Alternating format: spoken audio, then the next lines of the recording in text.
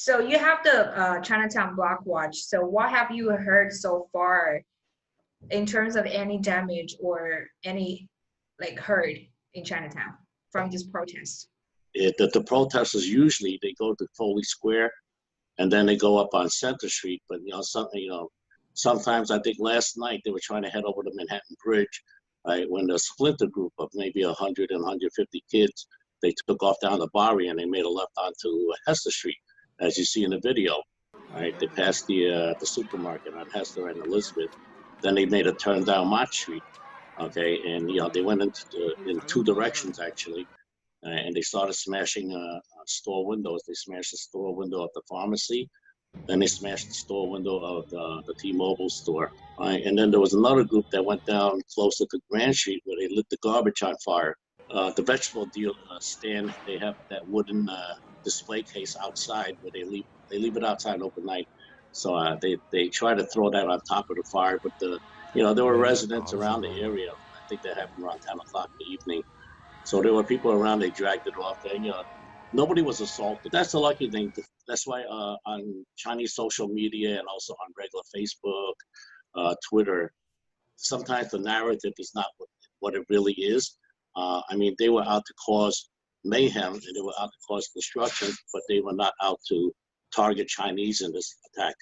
But the videos and the pictures of what happened last night in Chinatown, it's kind of scare people away because it looks very violent. It looks like it's, like they're out to destroy, burn down Chinatown because of this COVID thing, or that they're angry at the Chinese for something. But I don't think that's the case because they've been doing it all over the city. They've been doing it in Midtown, right? They look at 14th Street, Union Square. They totally destroyed that place. It's like a battleground. You see all the police cruisers that are burnt on the ground there.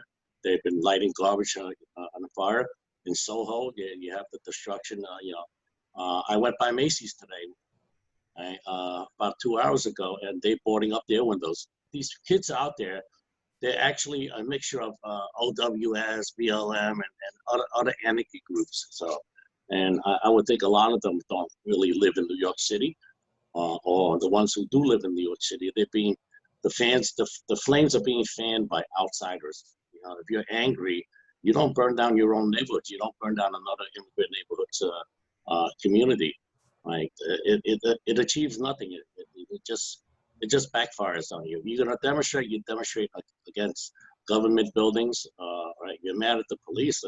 Right? You go to 1PP. It's sad that 1PP is only a block away from Chinatown. So sometimes when their demonstration there is over, they may come down this way. But actually, yesterday in the afternoon, they had a demonstration, a peaceful demonstration in the afternoon, and about 30 or 40 people came down to Chinatown to buy takeout orders, take out food.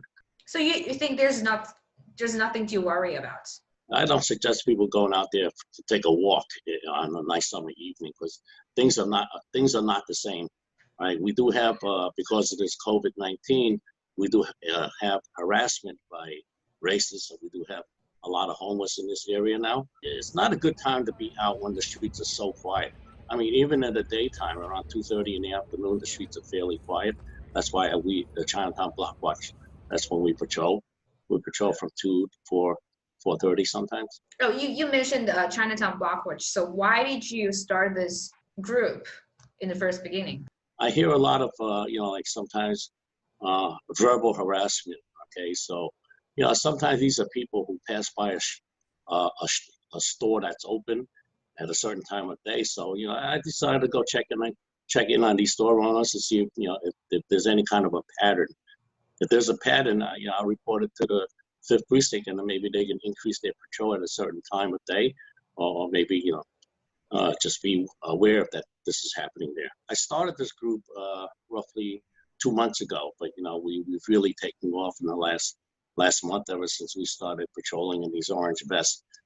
So now we have over 30 people, and we're a fairly diverse group. I have, as you see in the pictures, I have Chinese, I have Caucasians, I have Blacks, I have Hispanic on there. So what do you think about the mayor's and the governor's decision on allowing people to go outside to protest? Because we are still we are still shelter in place, and we are still not reopened yet, and we are still following the social distance rule. And New York City is not over with the pandemic. So do you think it's appropriate for them to do that? Well, people have the right to protest, but then again, the mayor, I guess he wants to be PC, political correctness on this, and he's allowing the protest. But yes, technically we are still in lockdown, and the governor only announced last week that gatherings of 10 people or less is okay. But what I'm seeing out there is thousands of people, and I have a real concern that we're going to take another spike.